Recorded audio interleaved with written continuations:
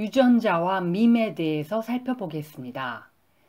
밈을 아시나요? 밈은 1976년 리차드 도킨스가 이기적 유전자에서 문화의 진화를 설명할 때 처음 등장한 용어입니다. 유전자가 자기 복제를 통해 생물학적 정보를 전달하듯이 밈은 모방을 통해 뇌에서 뇌로 문화를 전달합니다. 이때 진화가 일어날 수 있다는 점에서 문화적 전달은 유전적 전달과 유사합니다. 이러한 문화적 전달은 인간에게만 볼 수 있는 것은 아닙니다.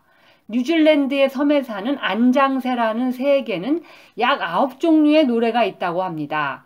아비와 순놈 새끼의 노래를 비교해보면 노래의 패턴이 유전적으로 전해지는 것이 아니라는 것을 알 수 있습니다.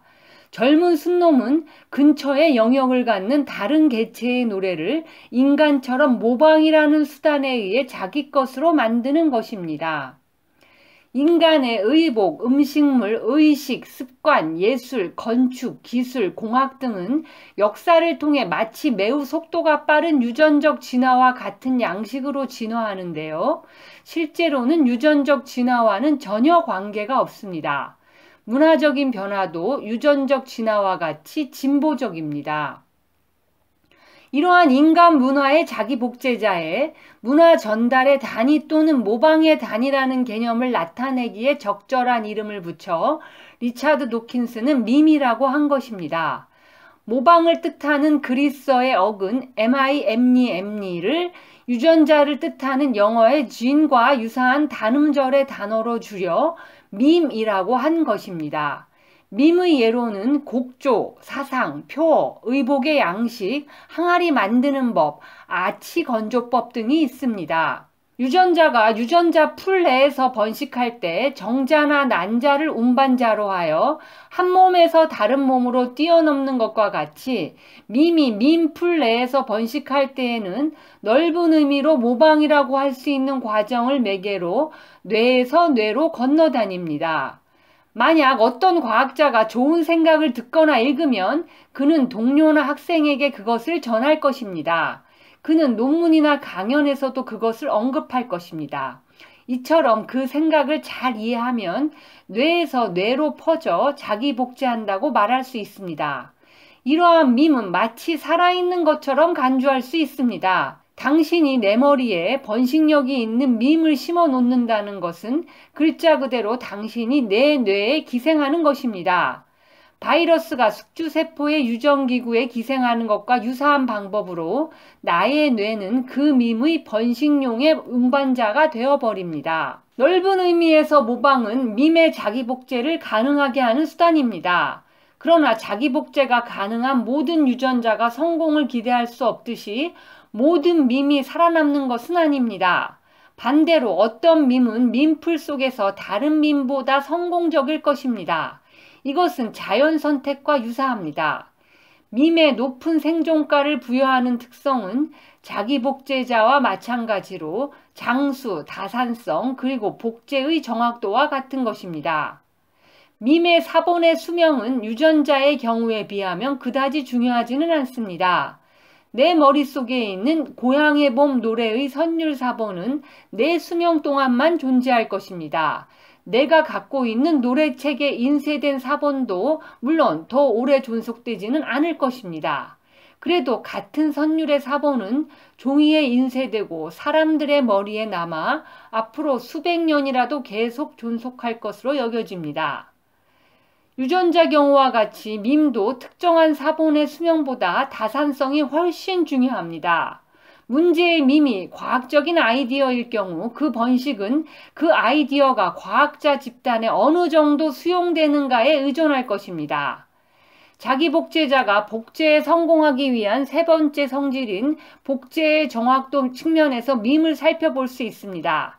과학자가 어떤 아이디어를 듣고 그것을 타인에게 전할 때 어느 정도 변화시키게 됩니다. 강조하는 점을 바꾸거나 자신의 또는 다른 연구자의 아이디어를 혼합해서 이전의 아이디어를 자신의 목적에 맞게 바꿉니다. 오늘날 생물학자는 모두 다윈의 이론을 믿고 있다라고 했다 해도 모든 생물학자가 다윈의 말을 정확히 그대로 머릿속에 새겨놓고 있는 것은 아닙니다. 개개의 학자는 다윈 이론에 대해 독자적 해석을 내리고 있는 것입니다.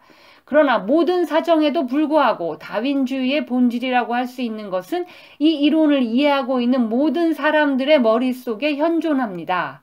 아이디어의 밈은 뇌와 뇌 사이에서 전달 가능한 실체로서 정의되어야 합니다. 즉 다윈 이론의 밈이란 이 이론을 이해하고 있는 모든 뇌가 공유하는 그 이론의 본질적인 바탕입니다.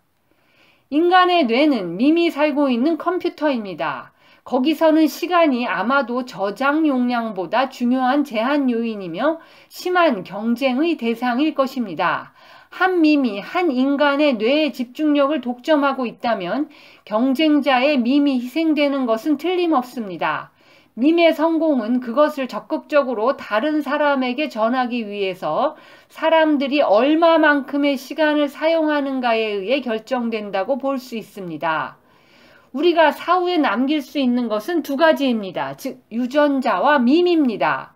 우리는 유전자를 전하기 위해 만들어진 유전자의 생존기계입니다. 그러나 유전자 기계로서의 우리는 3세대 정도가 경과하면 잊혀지고 말 것입니다. 그러나 만일 우리가 세계 문화에 무언가 기여할 수 있다면 예컨대 좋은 아이디어를 내거나 음악을 작곡하거나 점화 플러그를 발명하거나 시를 쓰거나 하면 그것들은 우리의 유전자가 공통의 유전자 풀 속에 용해되어 버린 후에도 온전히 생존할지도 모릅니다.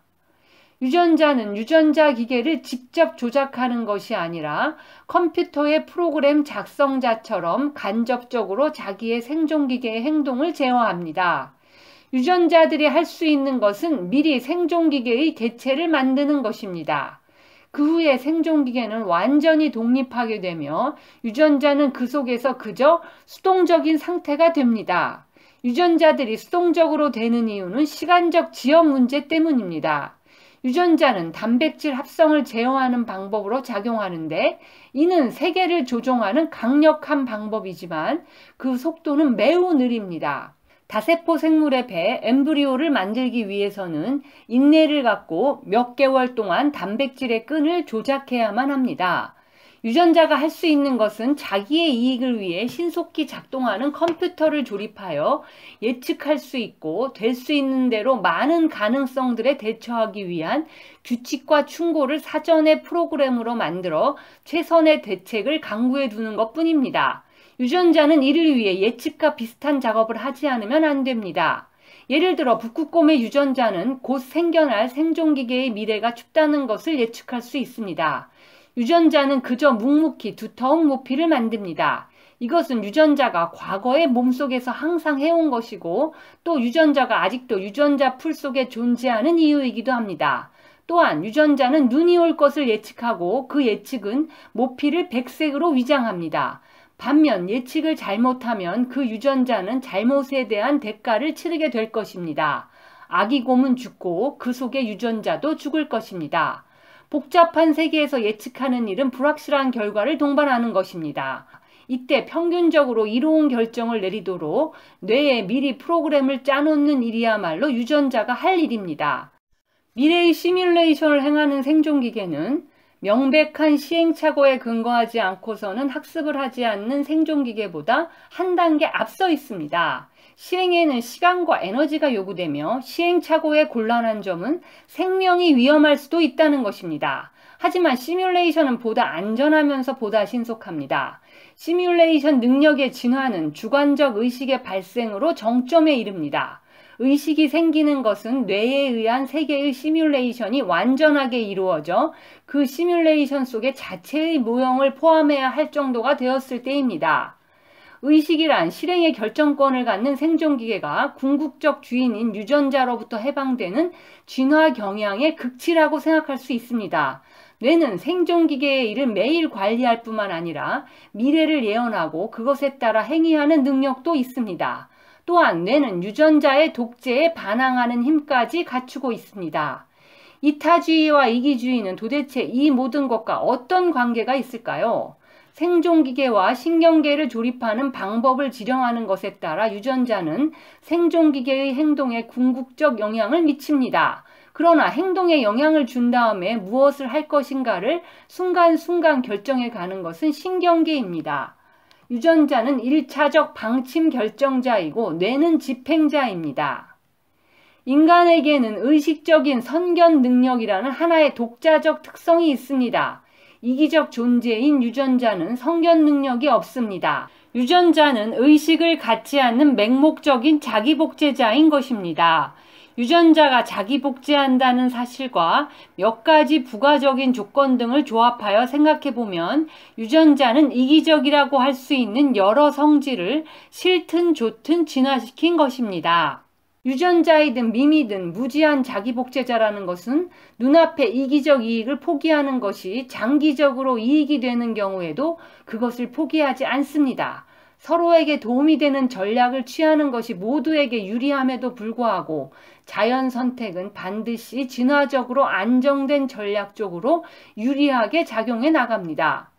순수하고 사욕이 없는 진정한 이타주의의 능력이 인간의 또 하나의 독자적 성질일 가능성도 있습니다. 우리가 비록 어두운 측면으로 눈을 돌려 개개의 인간은 기본적으로 이기적인 존재라고 가정한다 해도 우리의 의식적인 성견 능력, 즉 상상력을 통해 장래의 일을 모의 실험하는 능력에는 맹목적인 자기복제자들이 일으키는 최악의 이기적 행동에서 우리를 구출하는 능력이 있습니다. 적어도 우리에게는 단순한 눈앞의 이기적 이익보다 오히려 장기적인 이기적 이익을 촉진시킬 정도의 지적 능력은 있습니다. 우리에게는 우리를 낳아준 이기적 유전자에 반항하거나 더 필요하다면 우리를 교화시킨 이기적 밈에게도 반항할 힘이 있습니다.